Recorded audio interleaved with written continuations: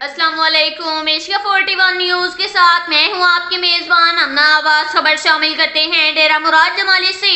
جمعیت علماء پاکستان کے صوبائی جنرل سیکرٹری علامہ عبدالحکیم انقلابی نے میڈیا کے نمائندوں سے گفتگو کرتے ہوئے کہا کہ گزشتہ دنوں شرقی ڈیرہ مراد جمالی میں بجلی کے ٹرانسفارمر میں فنی خرابی کے سبب کرنٹ لگنے سے شہید ہونے والے عبدالحی شیخ سمیت ان کے خاندان کے 4 افراد اور بہرام خان لہڑی کی شہادت پر قابل افسوس ہے، جب کسی کی مجرمانہ غفلت اور لاپرواہی کے باعث یہ المناک واقعہ پیش آیا ہے۔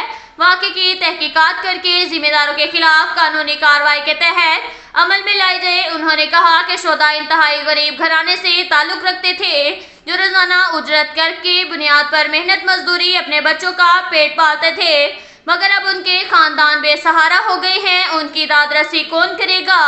انہوں نے کہا کہ افسوس سے کہنا پڑ رہا ہے کہ اتنا بڑا حادثہ پیش آنے کے باوجود کسی بھی حکومتی نمائندے یا سیاسی شہداء کے لواحقین کی خبر تک نہ لی سکے، جو کہ ان کی بے بسی کی واضح مثال ہے۔ انہوں نے بلوچستان حکومت اور وابٹا کے اعلیٰ حکام بالا سے مطالبہ کیا کہ لواحقین کو صوبائی حکومت مالی مدد کے ساتھ ساتھ سرکاری سطح پر ملازمت دی جائیں تاکہ ان کا گزر بسر ہو سکے۔ انہوں نے کہا کہ عبدالحی شیخ اور ان کے دونوں بیٹوں اور پڑوسی بہرام خان لہڑی انتہائی غریب گھرانے سے تعلق رکھتے ہیں اور وہ محنت مزدوری سبزی کی ریڑھی چلایا کرتے تھے۔ انہوں نے مطالبہ کیا کہ فوری طور پر عبدالحی شیخ اور بہرام خان لہڑی کے لواحقین کو معاوضہ دینے کے ساتھ ساتھ ملازمتیں بھی فراہم کی جائیں تاکہ لواحقین کی حوصلہ افزائی ہو سکے۔